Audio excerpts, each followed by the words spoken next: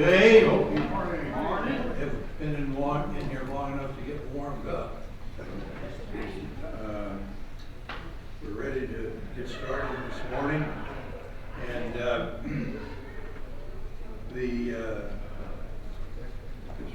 Ron, you're going to be starting us off? Oh yeah. Okay, all right.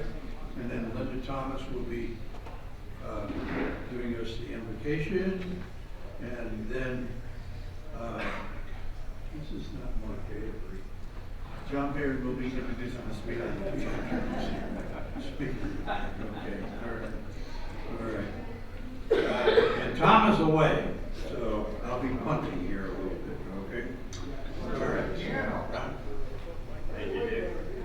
And of course, we have Larry at the piano. There it is. Let's sing it from the heart, shall we?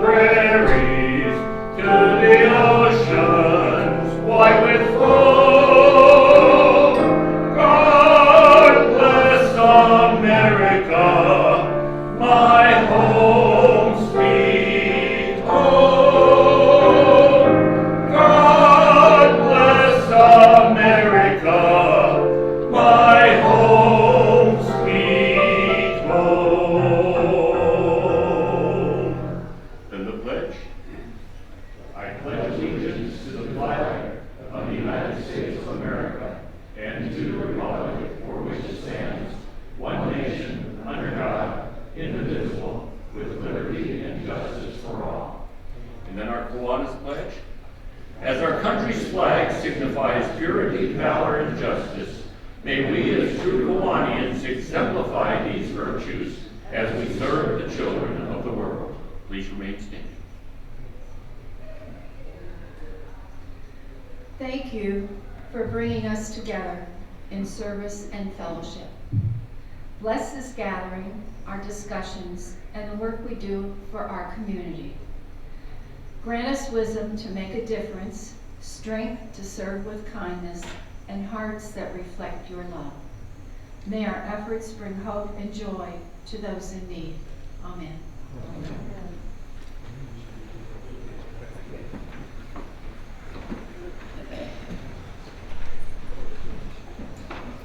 Good morning, Golden K. Mark Avery wrote this first line. It sounds kind of formal, but it's true. We are pleased to welcome Pete Buckley, whose life and career reflect a deep commitment to service, public safety, and community.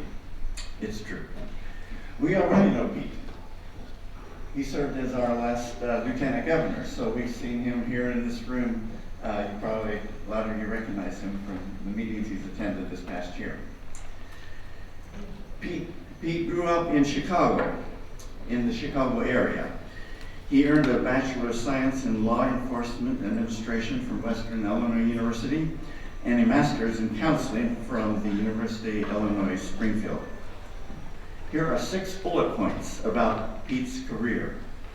He has served 3 years as a deputy sheriff with McLean County, 2 years with the United States Army, 4 years with the Illinois Army National Guard, 24 years as a special agent with the FBI, 4 years as chief deputy of Douglas County, and 10 years as a background investigator for the FBI. Pete and his wife have 3 children and 7 grandchildren. He lives in Tuscola. Please join me in welcoming Pete Buckley.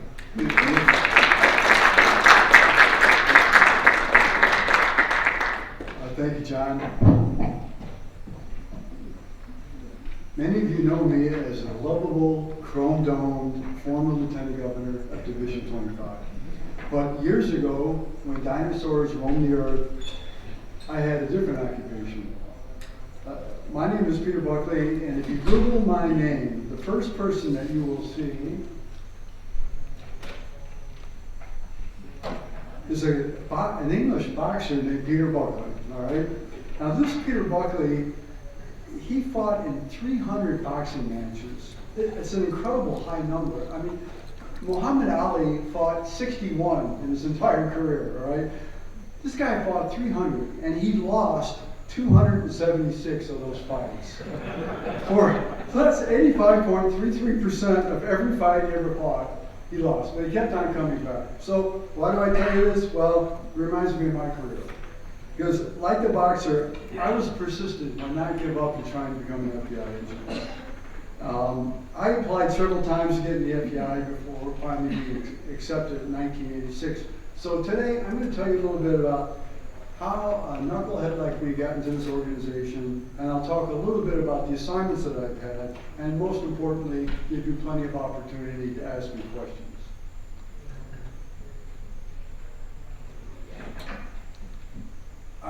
Why was I interested in the FBI? Well, between 1951 and 1956, my dad was a special agent in the FBI. And like this thing will work here.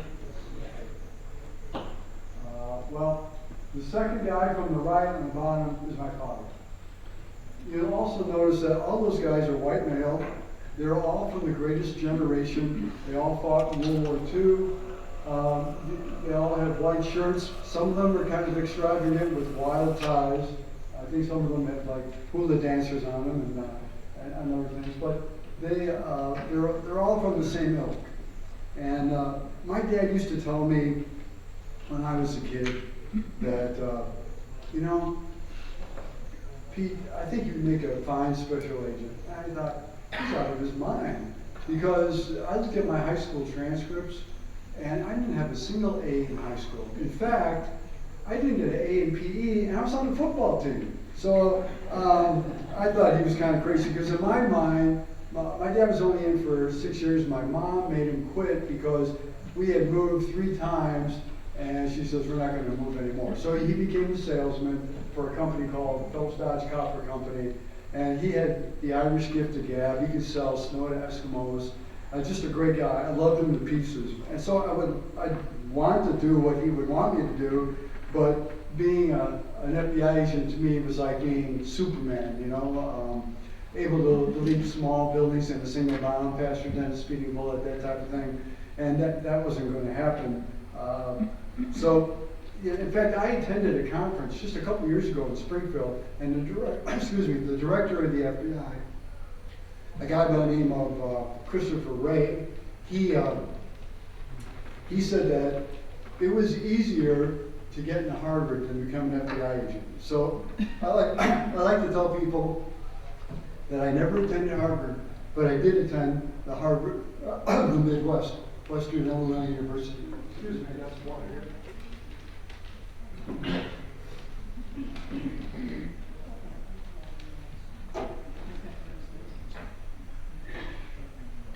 So while attending Harvard, Western, which is, like I said, the Harvard of the Midwest, I was in ROTC, all right? And in ROTC, believe it or not, I received a 4-year ROTC scholarship, paid my tuition all 4 years.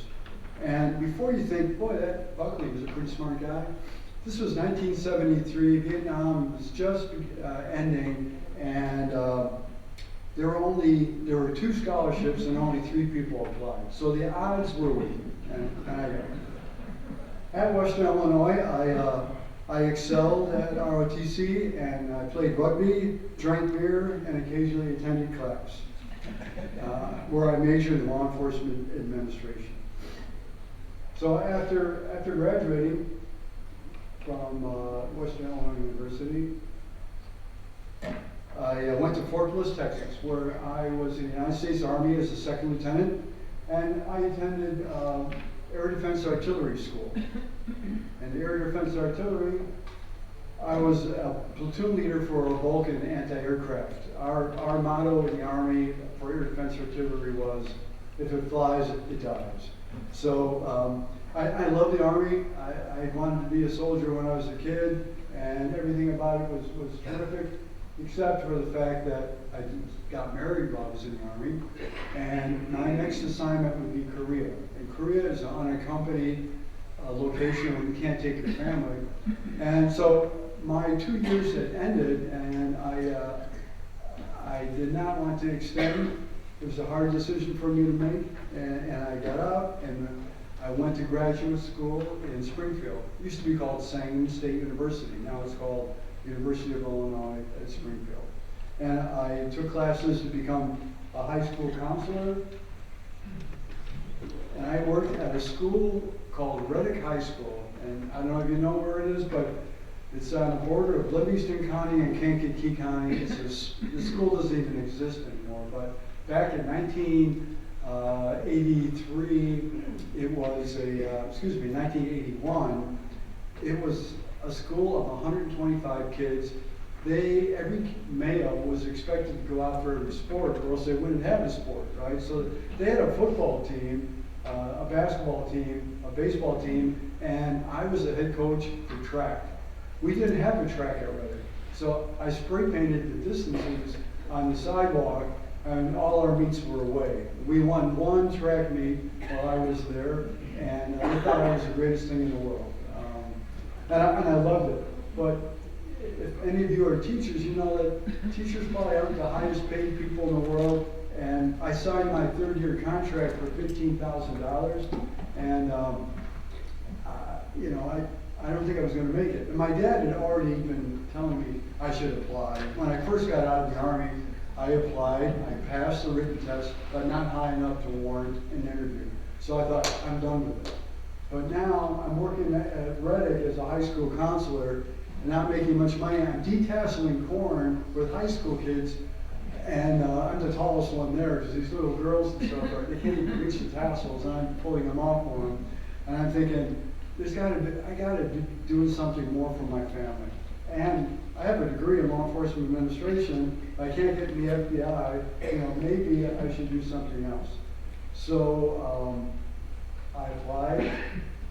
Oh, by the way, I wanted to show you this because that's me in the lower left with some hair. And believe it or not, I was the National Honor Society sponsor, even though I could never get in myself as when I was in age.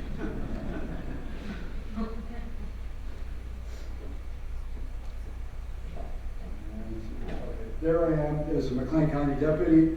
Again, I love my job being a deputy sheriff. I was there for 2.5 years. I think I held a record for most DUIs one year. I really loved the people I worked with. Had a great sheriff, but it was again, my dad comes down with cancer. So he's got end-stage lung cancer, and he says, Pete, I sure would like it if you tried to get into the Bureau. So I said, and how can you say no to your dad? Pretty much I had given up on this thing. So I took the test again. Somehow the FBI lowered their standards, and I was able to slide in. And the good thing is that I found out while I was on patrol, and I got a call from the applicant coordinator out of Springfield, a guy by the name of Dean Pacer, still remember his name. And Dean says, hey, I got good news for you. You're going to go into, you got in, you're going to go into class in May. So I stopped at a phone booth back in 1986. We still had phone booths, and I called my dad and let him know the news. Now he was on some heavy medication. I'm pretty sure he understood me and was happy, and he died just a few days later. So it worked out for me really well.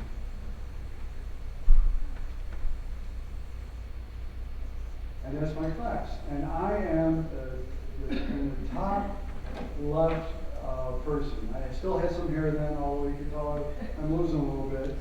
And let's see, yeah, right there, me. And you can see now that the FBI has changed. We've got females, we've got people of all different races, and it represents America pretty well. And from there, what did I do? Well, I reached my goal to be an FBI agent, which I never thought would happen. I get sent to Phoenix, Arizona. And in Phoenix, Arizona, I worked all sorts of crimes. I worked bank robberies, let's see, mostly I worked foreign counterintelligence and fugitive cases, kidnappings, armored car robberies, that type of thing. But I want to tell you a little bit about my first arrest. It was a bank robbery. The guy was a heroin addict. And when I interviewed him after we arrested him, he said, hey, listen, I'm a heroin addict, and I was stealing money from my family and borrowing money from my sisters. And one day I went up to my sister, I was trying to get some more money from her, and she says, I'm not going to give you any more money, why don't you go rob a bank? So I did. And that was the easiest conviction that I ever had throughout my career. So while I was in Phoenix, I worked a lot of interesting cases. Like I said, you know, kidnappings to me are interesting. Fugitive cases are great. Bank robberies are really fulfilling when you arrest a bank robber and stuff. But this is a case that was really interesting. It was in 1988. I worked undercover as an Air Force captain, and I'm in the middle row. Unfortunately, this isn't going to show it, but even though I had never been in the Air Force, they figured an Army officer, Air Force officer, I can work undercover as an Air Force captain. And I was assigned to work this INF case. Now, the INF treaty stands for Intermediate Range Nuclear Forces.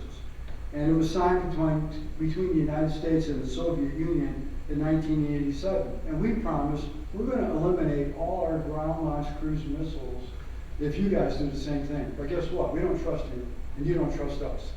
So we would send people over to watch while they destroyed their cruise missiles. They sent over people so they could watch us destroy cruise missiles. We destroyed them in Tucson, Arizona at the Air Force Base called Davis Mountain. And what we used is, not me, but there would be technicians there who used titanium tipped saws to saw these cruise missiles in half. It took a long time, and they would watch. And I was assigned to, one of these Russian guys was a KGB agent, and I was supposed to find out as much as I could about him. I did, I found out through a series of INF treaties, he came back several times, that he had marital issues. Eventually, he was assigned to Washington, D.C. at the Soviet embassy, and they tried to recruit him, and they scared the pants out of him, and he was not recruited. He went back to Russia immediately. He was very scared of this. But that's a piece of the cruise missile, is that round cylinder there. And those little Russian medals, they're medals that the Russians gave to us, and we gave them some trinkets too. And it's kind of a reminder to me of my time there. From Arizona, I went to Chicago, where I worked on a Polish Foreign Counterintelligence Squad for a year before the Berlin Wall went down. Then we had peace. And then I volunteered to work on a brand new task force consisting of FBI agents, Chicago Police Gang Specialists, Illinois State Police Special Agents, IRS investigators, and a Cook County Sheriff's Deputy. And what we would do is target the leadership of Chicago street gangs. Our main focus was to accumulate evidence to get court-authorized wiretaps and listen to gang members openly talk about selling cocaine, heroin, or PCP. These gangs, such as the Black Gangster Disciples and the Vice Lords, or the conservative Vice Lords, those guys voted Republican, and or the traveling Vice Lords. So these guys were responsible for scores of homicides, but they seldom went to prison because few people would testify against them. So what did the FBI do? We would identify ranking members of gang members, and they would coordinate with drug suppliers from Colombia and elsewhere. And we would prove to a judge that a cell phone that was being used to conduct drug business, we could get a court authority to intercept those phone calls. And once we did, and Katie barred the door, we had it. One case that I want to talk about is regarding Dante Banks. He's the governor of the Gangster Disciples. They have a hierarchy, and he controlled a certain south side area of Chicago, and he was responsible for the cocaine trade. His supplier was a guy by the name of Carnel Simmons, who got his cocaine from the Colombians. And one day we intercepted a call and said, Dante is talking to Carnel. He says, hey, this cocaine is not cooking the crack cocaine well. There's something wrong with it. He wasn't talking the King's English, but that's what he meant. And Carneal Simmons, he says, hey, you know what, I'm a good drug supplier, I guarantee my product, I will exchange your bad cocaine for good cocaine. So what we did was, we intercepted them at the meet, and we arrested these guys, and this is 20 kilos of cocaine right here, and they, Carneal Simmons flipped right away. He says, hey, you know what, I don't want to go to jail for the rest of my life, so I'm going to give up a self-storage locker in Lansing, Illinois. So we go to Lansing, Illinois, go into the self-storage locker, and this is $1.7 million in cash that was in that self-storage locker. And that was just one gang, and there's over 40 gangs in the Chicago area. So you're talking about a lot of money. And we have you can see there's a cardboard cutout of J. Edgar Hoover. Of course, he's no longer alive. We would put him in these photos. There's a kid that's bald there. He is a Make-A-Wish Foundation. He had cancer, lost his hair. He always wanted to be an FBI agent. Unfortunately, he passed away later. So that's the kind of cases that we had. And these are the kinds of sentences they got. There it says, judge grudgingly gives life sentences to 4 crack dealers. Well, because of the amount of cocaine that was involved, the judge had to give them life sentences. So these guys were homicidal maniacs. We were able to take them off the streets for a considerable period of time. And then just another example of the kinds, why would like the Chicago Police Department and others go in with the FBI? Well, because the federal statutes put these guys away for a long time, and for wiretaps, like in the state of Illinois, you have to have 2-party consent to intercept a phone call. So what bad guy is going to allow you to intercept his phone calls? Nobody. But in the federal system, you just need 1-party consent. So if we had an informant who was able to do to agree to wear a wire, we could intercept his conversations. And then once we got the wire off, here's how the wire works too. Dante Banks' case, I listened to thousands of phone calls, and a lot of them were for pizza delivery, but you can only listen 2 minutes. If they're not talking criminal activity, we in America think privacy is so important that we have to give everyone the benefit of the doubt. Hey, maybe they're not talking criminal activity. So we can't listen for another minute. Then we can turn it back on, again, listen for a minute. If they're still not talking criminal activity, we turn it off.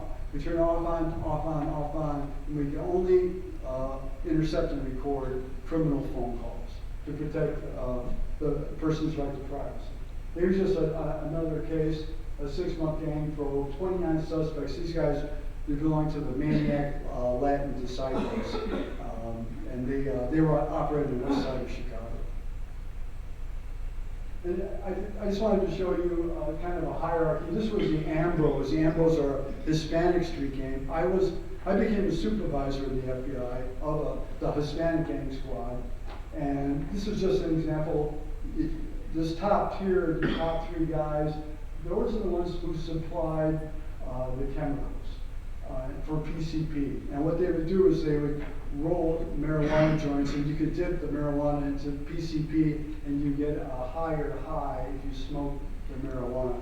So in the second row, you got people who actually make the PCP from the chemicals, and the third row are the leaders of the Ambros, and they're the ones who distributed on mostly the south side of Chicago. And we got some good sentences from them too.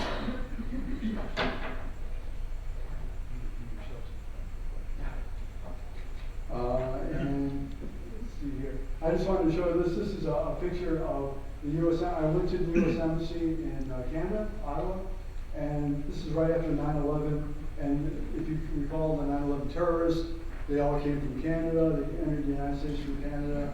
So there were a lot of links to go there. I went there, and I just wanted to say that the Canadians were so great to us that this entire 1-block area around surrounding the embassy was surrounded with flowers. 100,000 Canadians gathered on September 14th.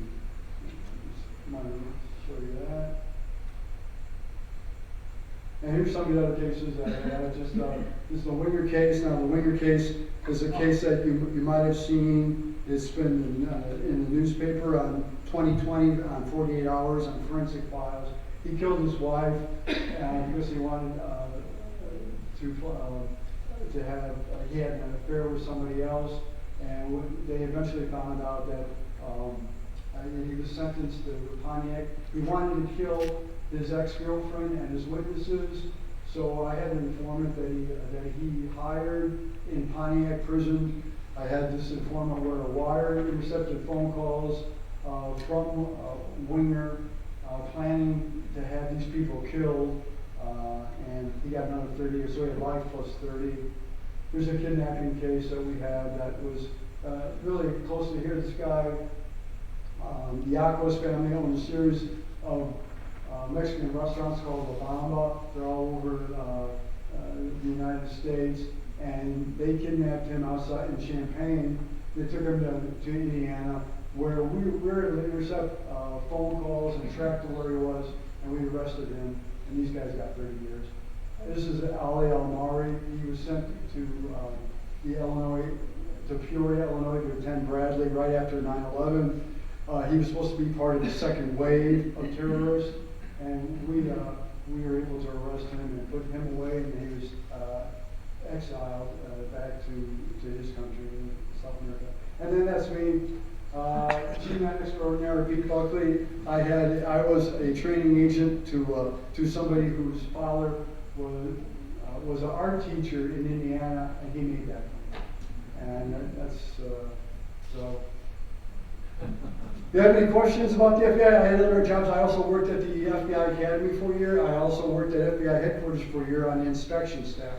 So I would go around to 10 different offices throughout the United States, from Los Angeles to Buffalo, and we would, a bunch of us inspectors would inspect them from soup to nuts. We would talk to the mayor, we would talk to the state's attorney. Hey, is the local FBI addressing the crime in your problem? Because the crime in Decatur, Illinois might be different than the crime in Chicago. And so that was, I love that type of work, and I had a good time doing that. But do you have any questions about it? Yes, in the back. Is Chicago any different? Is Chicago any different now than it was then? As far as I know, they have more than 2 gang squads now. So they still have a tremendous gang problem because there's money to be made, selling drugs, and I guess there always will be. So yes, it's still as bad as it is. Pete, you said that when you were a sheriff's deputy, you held a record for DUIs. With all those DUIs, how'd you keep your job? You know what? I almost mentioned Charles. It sounds like that wasn't me. I arrested those people. That's a good one, Charles. How did you learn the South Chicago dialect? Well, I didn't. I'd have to. Luckily, we could slow down the speech pattern when you're listening to them, and I had to do that hundreds of times to actually identify what they were saying. And then they were talking code too, so we had to break that code. Of all the cases you handled, which one do you think affected you the most? There was a kidnapping that took place in Leroy, and it was a parental kidnapping, and the parental kidnapping is a low priority for the FBI because usually it's 2 loving parents, they just want to take the kid. In this case, the father did not bring back the child like he was supposed to, and the mother contacted, it was in McLean County police. They got the FBI involved, and me and Kathy Adams were co-case agents with the state police and McLean County Sheriff's Deputy. I had a special agent in charge who I won't disparage too much, but said, hey, what kind of help can we get? I said, we need a command post 24 hours a day here, because this guy had made threats to his wife that you would never see the kids again alive, type of thing. And she said, yeah, anything you want. So we'll have, I said, we need 24-hour command posts, we need, agents and support staff to man the telephones, send out leads all over. She was fine. And after one day, she says, you know, it's not a priority for the FBI. I'm pulling everyone but you and Kathy. So just me, Kathy, state police, and McLean County. We worked this case for days. You know, I sent leads to FBI agents throughout the country because the kidnapper, the father, had owned property in Florida, Minnesota. And agents would wake up real estate agents in the middle of the night and get keys so they can go into houses that this guy was trying to sell, looking for these. We put flyers on the interstates throughout the United States looking for the children in that. And then he ended up killing him. And several days later, he killed himself. And it was in a farmer's field, something and we went to the funeral. Okay. And that's how we satisfied. Pete, when you were undercover, how much danger did you feel like you were in? Well, the only danger I was, my only undercover was that captain in the Air Force, was the other Air Force officers, because they weren't supposed to know I was not a captain. So they would talk about their Air Force Academy days, and I would always steer the conversation to the Bears. How about them Bears? You know, and talk about sports and stuff. How did the FBI change after that Miami shootout? The Miami shootout, they were using like revolvers, although two of the guys, the two guys that were killed were SWAT members, and they had 9mm, but one of the bullets hit the pistol, made it inactive. And the other guys, you know, it's kind of a long story, but because of the Miami shootout, they went to 9mm. I had a 6-shot revolver when I first joined. We went to 9mm, and we still have 9. We went from a SIG, now we have blocks. Thank you for Thank coming.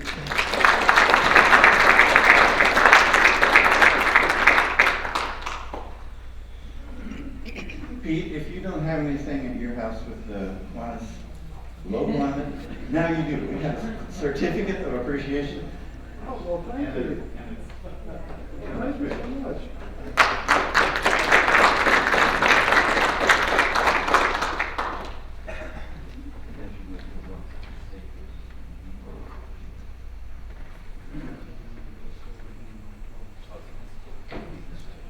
Okay, thank you very much.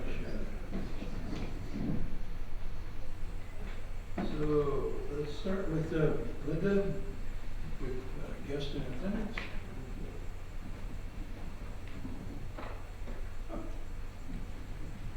Good morning. Today we have 51 members present, 3 Kiwanis guests, Bill Meyer, Deb Warren, her dryer was here, 1 guest speaker for a total of 55. Okay, thank you. Kathy Seebach, health report. Yeah, Pat Riley mentioned to me that he visited Jim Bigden, and Jim is doing good. You know, his wife passed away recently, and Jim would welcome any visitors. Or if you think about it, this is the time of year where we drop cards. So just please keep him and his family in your thoughts. Thank you. And birthdays and anniversaries with Kevin Clary. All right, birthdays and anniversaries from November 30th through December 13th. First of all, on the 4th, Rick Gillum, he'll be 77.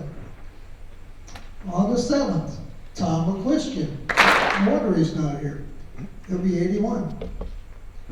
On the 9th, Charles Smith, he'll be 83. Let's sing.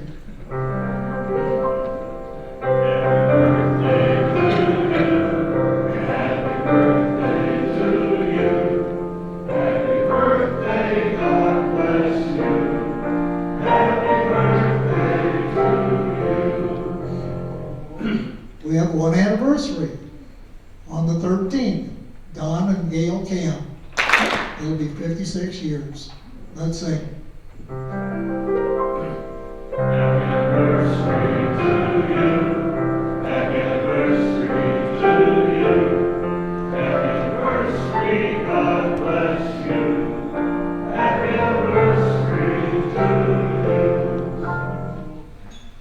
about a quote from Bob. You know you're getting middle-aged when your weightlifting consists of merely getting up. All right, okay. I sent out some email reminders to some of you about filling out your slip. I've gotten some of them back, I appreciate it. If you haven't completed yours yet, I would like to have it. So, just a reminder. And hopefully, your brains have recovered from Thanksgiving and are ready to be tested here. And here, I think we're ready for the word. Oh, ready for the word, okay.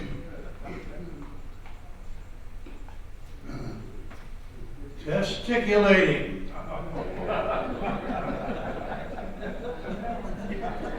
If somebody told you that somebody was testiculating, what would they be doing?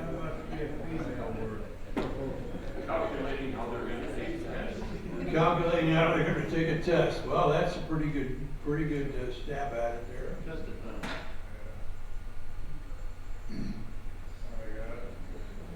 Using a calculator to cheat on a test.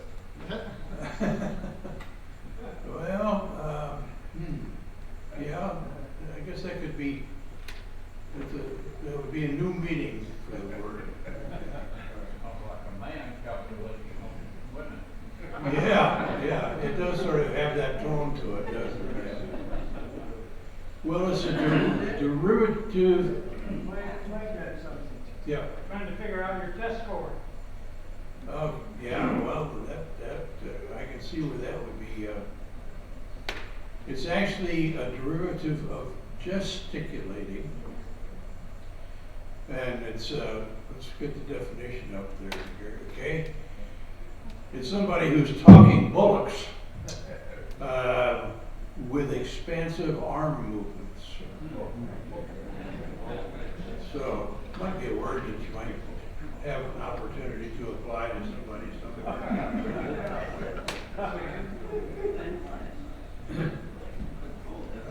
All right, announcements this morning. Cheryl.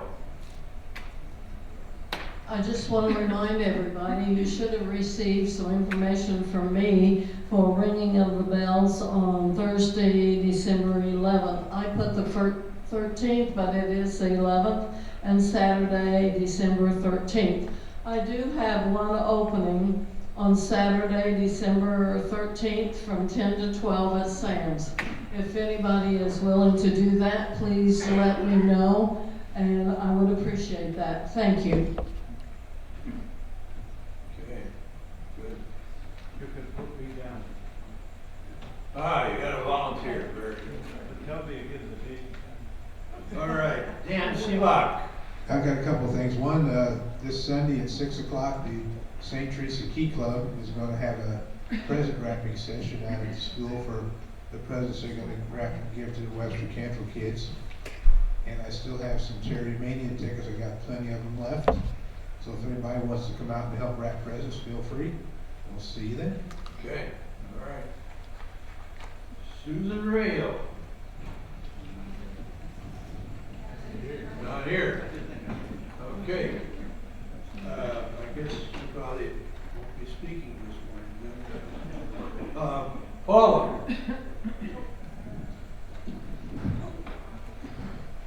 As far as the Linda Bench program, Dan is going to find out here in the next few hours whether we will be able to use the the cop shop, Policeman's Benevolent. So just look for emails coming out from Linda on whether we'll go with that on Monday, December 8th. I will do one more pickup, a couple of benches and possibly some bird baths before Christmas.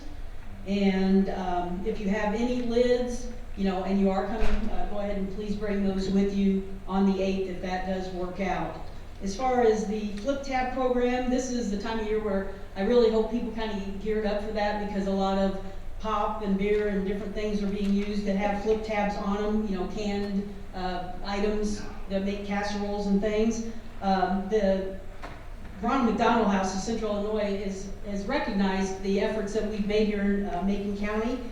They brought me a sweatshirt, a t-shirt, a nice bag to keep all of my materials in, and they made some specific flyers for me to give out and some other things to give to the businesses and organizations that are participating in this. One of the things that they did tell me was that in Macon County residents in the year 2024, 34 families utilized their services that live in Decatur-Macon County, and that totaled 959 nights of service that they provide to Macon County residents. So Macon County is well represented at the Ronald McDonald House, unfortunately. Fortunately, they have it. Unfortunately, they have to be there. I have some flyers if anybody would like to take one. If you know any businesses, bars, restaurants, individuals that go through a lot of pop or beer or other flip tab items, and you want to take it to them, just to let them know I have my name and number on there if they have any questions. I've got little Ronald McDonald houses and things, so I think that's it. Thank you. Okay. Harold? Yes, our the Libraries Committee met recently to approve the installation of 2 new libraries. One will be in the Decatur Daycare Center over by St. Mary's, and then will be at the DISC. And we've only got 2 people right now that are maintaining those libraries that we have, the 7 that we have. That's a good. So we're asking someone if they would like to volunteer to help us with maintaining these additional 2 libraries, keeping them stocked and available to the children. So if you can do that, let me know. Okay. Roberta Williams. The weather got cold, and I have 3 sweatshirts left from our previous vendor. And so if anybody's interested, I have 2 extra large zip-up hoodies and 1 regular gold crew neck sweatshirt that I have, and these are from the old vendor. I haven't looked at sweatshirts from the new vendor yet, but if anybody's interested in these, the zip-up hoodie is $20 and the crew neck sweatshirt is $15. So you can let me know if you're interested. Okay. And last week, or not last week, last time we met, we did a guess who this person is, guess who this Kiwanian is. And it was Sally Williams. And one of the things that I read about that maybe led to her being identified was the famous person that she met was Ferguson Jenkins. Now, I was kind of surprised when I heard somebody say, "Who was Ferguson Jenkins?" Now, anyway, if you're not a baseball fan, you might not know who he was, but he was quite an outstanding pitcher for the Chicago Cubs. So I asked Sally to share with us, how did she meet Ferguson Jenkins? Well, back in 2016, a friend and I went down to spring training, and I met Ferguson, I met Bill Buckner, so it was a fun time. Led to the World Series that year. Oh, very good, very good. Dick, I got one more I forgot. Today at 11 o'clock, I'm going down to the police benevolent meeting. Going to give them a $200 donation for Shop with the Cops from Kiwanis for them letting us use their hall. Okay, very good. And we have a note here we received from CASA, which is the court-appointed special advocates for children. We recently gave them a check for $1,000. So this is in October of 2025. We gave them this check, and this note came saying, "Thank you so much for your donation. We couldn't do it without your support. on behalf of CASA, we thank you, Melissa Wolf Johnson. So, add that to our collection. I think that's the only general announcement. We've got a board meeting coming up Monday of next week. And I think we're ready for the 50th.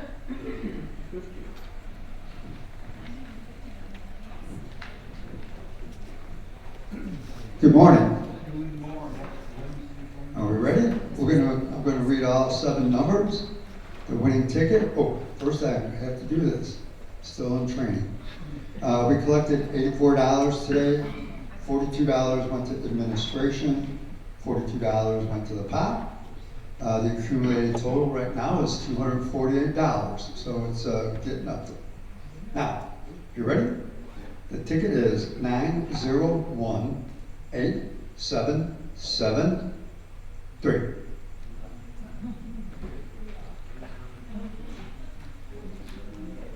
$773. Oh, Mike.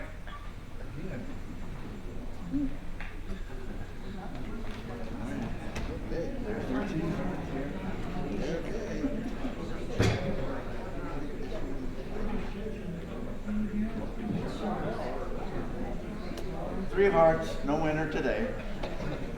Okay. So roll over for next week. That'll put it right up.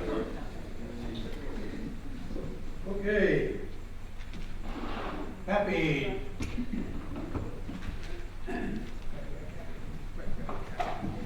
Just a quick reminder, I'm still taking reservations for the Christmas luncheon next week. Today is the deadline, so if you're interested, please see me before you leave. Thank you. All right, happy Joe. Hey, wait a minute.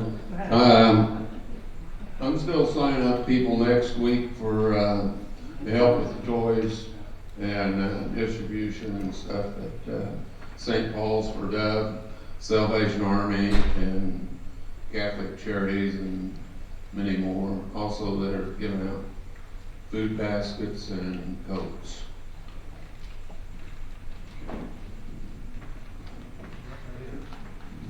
Yes, I'm so happy today.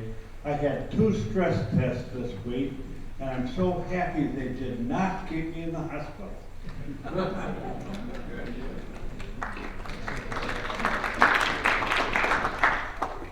I'm putting in a couple dollars. We had 2 really fun events that we attended. We went to a Friendsgiving meeting or celebration with all of the international teachers, or not all of them were there, but the ones that were there, which was a lot of fun. And then we hosted 4 African teachers for Thanksgiving. And one thing that I want to say that came out of that was they are really passionate about teaching. We had a big debate about what causes lower achievement in students. It was very interesting. So if you ever get a chance to meet any of them, I suggest that you do, because they're really passionate about what they're doing. I want to put $1 in because I was kind of, I don't know, sitting and pointing and saying that looks good at our church, and they decorated it, my volunteers and great people, our congregation, they finally decorated Central Christian. So if your council meeting, you should probably go up and take a look. It's really pretty. And I have $1 for Linda Thomas because Sunday, obviously, several people didn't show up that had volunteered to hang the greenery, and our service starts at 10:30, and at 25 after, I look at Linda and say, hey, can you hang one of the banners? And she goes, sure. She pops up, goes up there, and hangs it like a pro. So she came to save my day, so I appreciate that, Linda. I was reading somewhere that shoveling snow is the equivalent of taking a stress test. Well, when I shovel snow, I put a bottle of aspirin in my pocket along with my cell phone, just in case I keel over. So I'm going to celebrate the fact that I passed 2 stress tests by shoveling snow. We have there's $1 for wonderful Thanksgiving with several of our kids and grandkids. And then this dollar is for, we got a Christmas tree, a pre-late Christmas tree put up yesterday, and we went to check the lights and we couldn't find the remote. And I found at least 20 places that it wasn't. Okay, I'm putting $1 in because my daughter and her family came to visit our home for Thanksgiving. They're from Arkansas.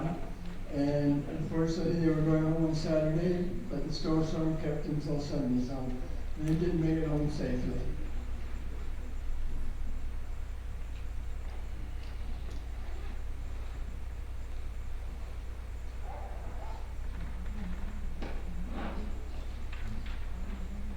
Well, I've got a couple dollars here for, we had our family gathering in Connecticut. There were 27 of us, and with 3 turkeys, and plenty of food and good time, and really enjoyable. And just by chance, we had set ourselves up to fly back on Friday, which turned out to be quite a positive thing, since we were home before one snowflake began to fall. So thankful for that. I have an announcement. Gary Gokin, do you have that slide about next week's speakers? Oh, sure. Next week, our speakers will be Michael Warner and Holly Dubon from Webster Cantrell Youth Advocacy, and he will be speaking on building brighter futures for families. Okay. If there's no other happy things, then we'll go to our storyteller. Okay.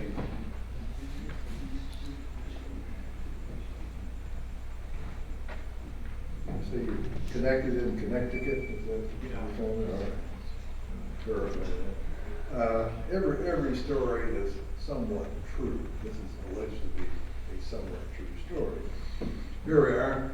A woman went to her local newspaper office to write the obituary for her recently deceased husband. The editor informed her that the fee for a submitted obituary was $1 per word, aside from the name and address. She paused, reflected, and then said, "Well then, let it read, Billy Bob died."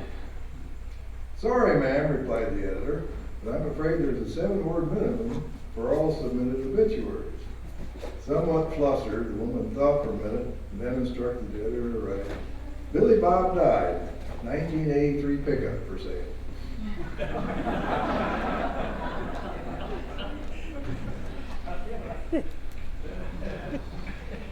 Well, I've been thinking about getting a truck. All right. If there are no other things to come before this austere group, then we will be adjourned.